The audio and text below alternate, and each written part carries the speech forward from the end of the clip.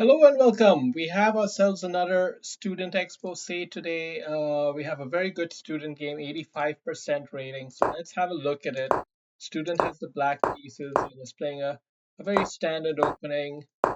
Uh, Very precise so far, but it seems this is an inaccuracy. And now you wanna, as an opening player, someone who plays this similar opening all the time, you gotta start getting aware of the little tricks and traps that there might be in a position. Now, the computer has flagged this as a blunder, but it's a very normal looking move. So you have to understand why it's a problem. And it's very clear. You capture here. If he captures back, queen trade, and then the knight wins the pawn. And then the knight puts even more pressure here. The king has to come back to prevent the forking.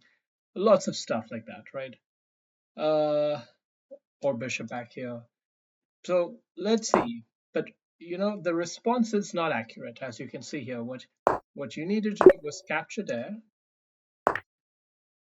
and naturally he has to play the intermezzo move, which is capturing the knight with the bishop. So what you get out of all of this is you get the bishop for the knight, and that leaves you ultimately with the bishop pair and in a better game position, fluent piece development, tempo as well, because he was the one who captured.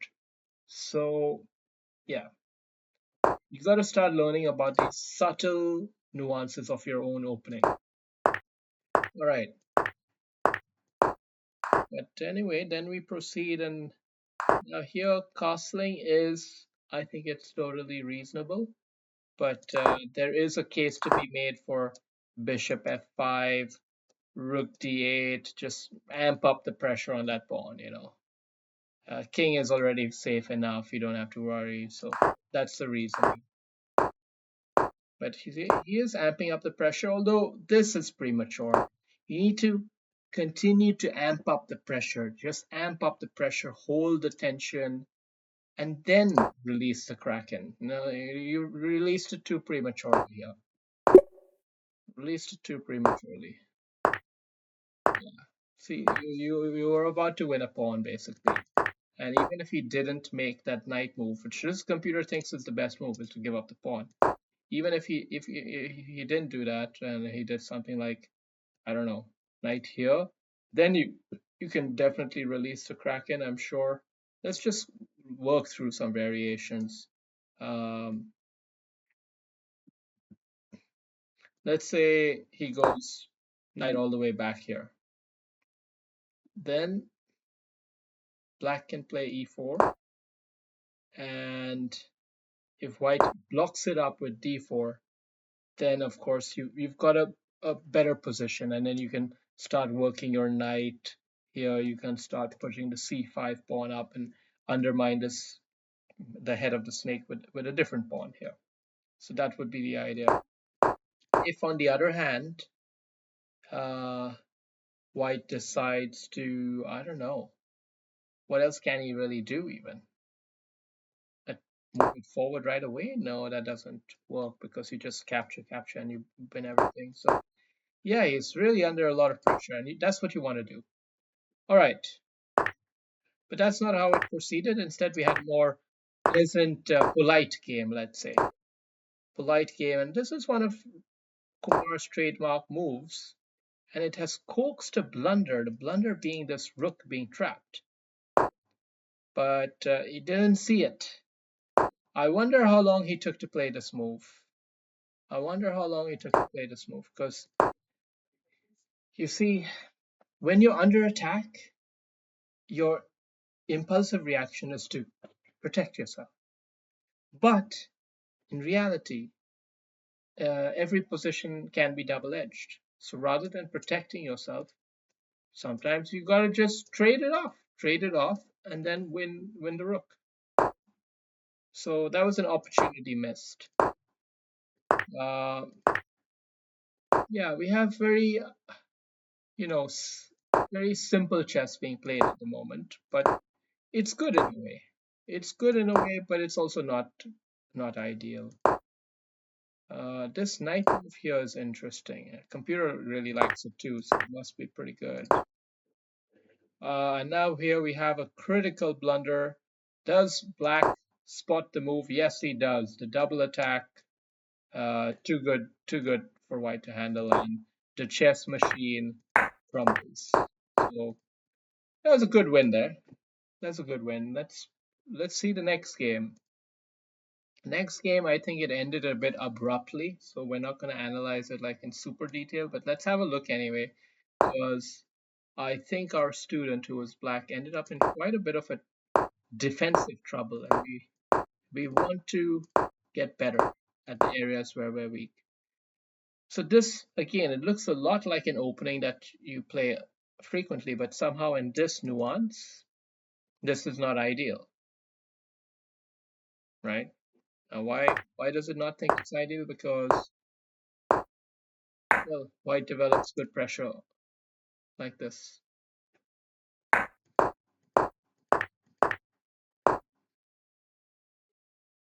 Yeah.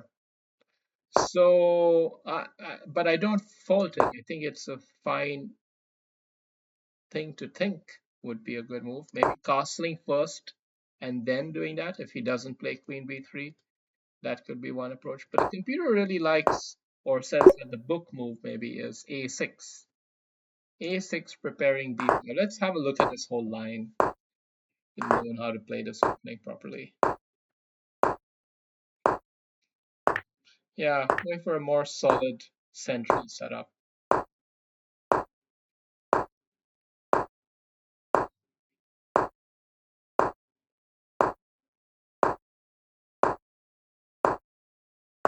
I like it when the AI has a long game path ahead. It means that this is a frequently recurring kind of typical position, and this is how the game goes.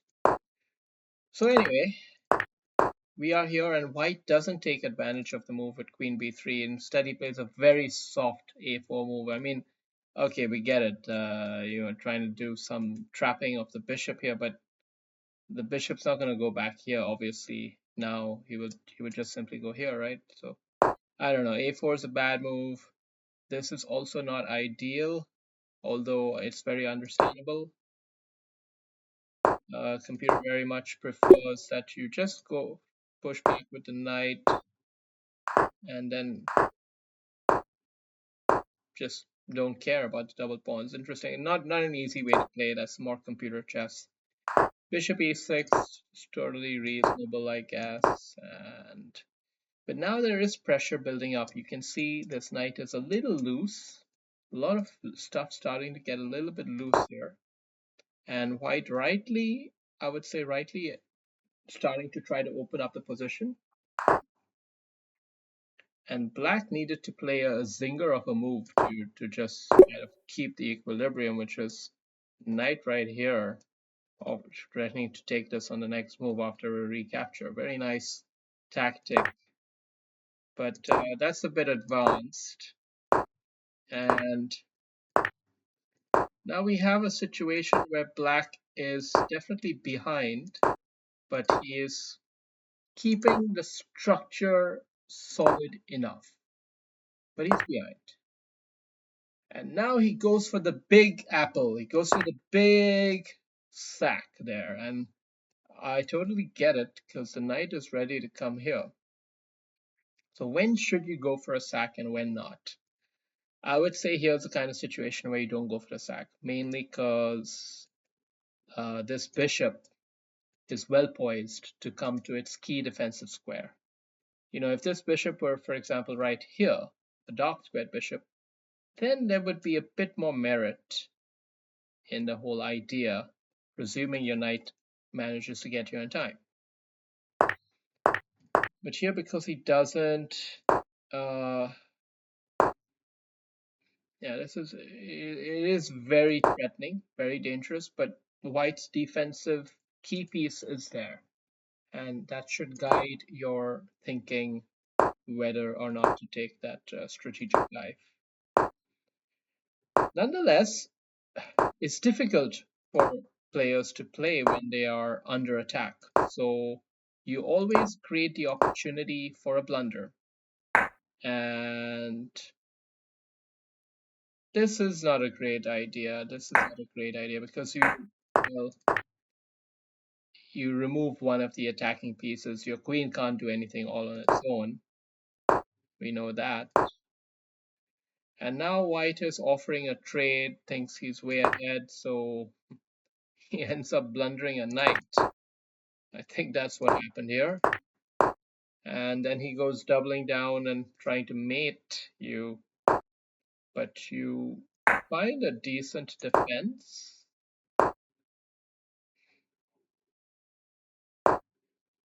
And that can't be right. After this knight check, well, it's not easy to figure out the move, but king here would be probably better in principle. Probably. I don't know. Maybe it depends on the subtleties of the position. But right here, black is not finding the right ideas, and neither is white. White also is not finding the penetrating move. So he tries to double up his rooks, but in the process he just leaves his rook hanging. And right there white resigns without even letting black capture it. Which was a bit of a silly thing to do because black might not even see that. And second of all, even if black captures it, the game is still very much alive and white is going to be very, very threatening if he can get his queen here and knight there. That's checkmate. So it's a bit double edged, but all right, whatever. Thank you for watching. Hope you enjoyed. Cheers.